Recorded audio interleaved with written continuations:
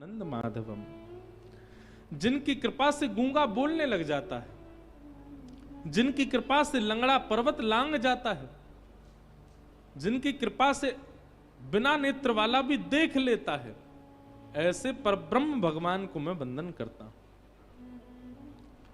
ठाकुर जी यदि चाह जाएं, ठाकुर जी यदि चाह लें तो नौ नेत्र वाला भी सृष्टि को देख सकता है, और ठाकुर जी यदि नहीं चाहें तो सर्वगुण संपन्न होने के बाद भी व्यक्ति देख नहीं पाएगा, सन्मुख होने के बाद भी नहीं देख पाएगा। हम कोई मनगढ़ंत बात कहें तो आपका अविश्वास होना स्वाभाविक है, परंतु हम बिल्कुल सत्य घटना बता रहे हैं। हमारे पूज्य नाना जी पंडित श्री कृष्णलाल शास्त्री जी, उन्होंने एक बार एक बात हमको सुनाई थी, अभी अचानक याद आई। हमारे नाना जी जब अपने समय में थे, युवावस्था में थे,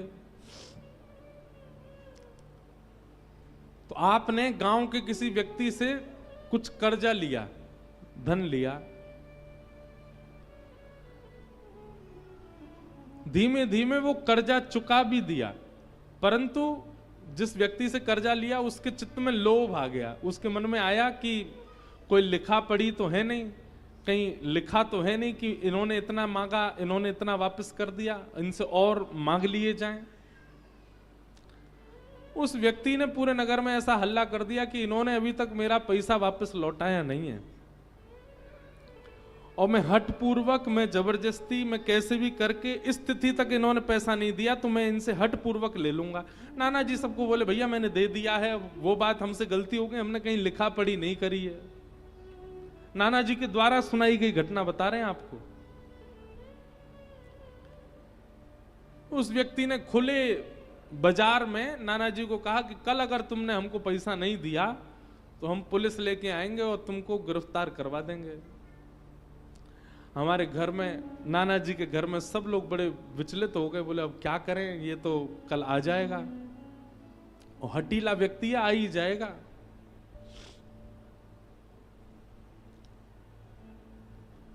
हमारे नाना जी कहते हैं, वो लाला मैं नारायण कवच को पाठ कर रहे हो, ओम हरिवृत ध्यान मम सर्वरक्षाम नस्तांग्र पद्म पदगेंद्र पृष्ठे दरार चर्माम सिगदेशु चाप पाषाण ददानुष्ट गुणुष्ट बाहु जलेशु माम रक्षत मुत्स्मूर्ति। इतना सुंदर है नारायण कवच। बोले मैं नारायण कवच को पाठ कर रहे हो, और वही समय वो कछु सिपाही इनको लेकर के, कछु हवलदार इनको लेकर के घर में आयो, और मैं बीच आंगन में बैठ के संध्या वंदन, गायत्री उपासना और नारायण कवच कर रहा था। मैंने कि फिर? नाना जी कह रहे, वास्तव में घर के सब लोग तो मैंने खेत पे भेज दिए, मैंने कि कोई दिक्कत होएगी आप सब चले जाओ, मैं अकेलो घर पे बैठा हो अपनी संध्या वंदन कर रहे हो। वो लाला मैं सांची बता रहा हूं, पूरे घर में घूमते रहे सबरे सिपाही और वो व्यक्ति, वाकई सामने बैठा हूं मैं, फिर भी मुंह को देख नहीं पा रहे हो है। वाकू यूं लग रही है कि ये कृष्णलाल जी गए कहां। बोले जबकि मैं सामने बैठा हूं और मैं नारायण कवच को पाठ करते करते मन में विचार कर रहा हूं कि ये पूरे कमरान में खोज खोज के देख रहा हो, छत पे जाके देख रहा हो, नीचे मैं तो यहीं बैठा हूं, ये मुंह को उठा काहे को नहीं रहे, और आपस में सब चर्चा कर रहे हैं, ये कृष्णलाल कहां चलोगे हो, ये कृष्णलाल कहां चलोगे हो। और बोले मैं बीच में बैठ के सबको देख रहा हूं। बोले वाह दिन मोकू, पहली बार ठाकुर जी ने अनुभव करायो कि ठाकुर जी के भाव में कितनी सामर्थ्य है कि मैं प्रत्यक्ष होते हुए भी उनको अदृश्य दिखाई नहीं दिया उनको। नाना जी बोले वादना के बाद मैंने ठाकुर जी को कभी प्रणाम करके बस एक ही बात कही है, ठाकुर जी मेरे काजे आपको इतना श्रम करने की आवश्यकता नहीं है। अब जीवन में जो भी घटना घटेगी हम सब स्वीकार करेंगे, हमें विश्वास हो गया कि आप संग ही हो।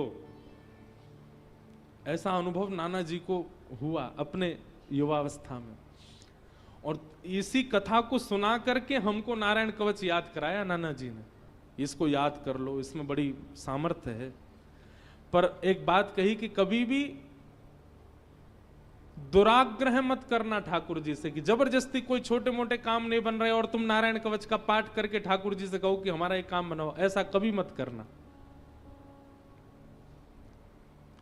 तो ठाकुर जी अगर चाह जाएं तो सब संभव है।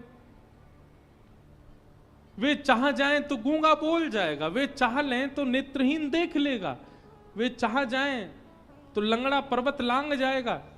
हमारे पास दो दो नेत्र हैं, फिर भी हम ठाकुर जी के उस रूप का अनुभव नहीं कर पाते जिस रूप का अनुभव श्री सूरदास जी महाराज करते हैं।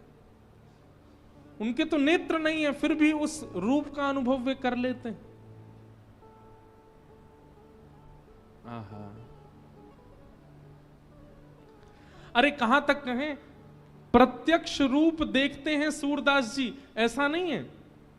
कलिकाल में होते हुए भी श्री सूरदास जी महाराज द्वापर की लीलाओं का दर्शन कर लेते हैं और उन लीलाओं का दर्शन करते हैं जिन लीलाओं को किसी ने लिखा नहीं है।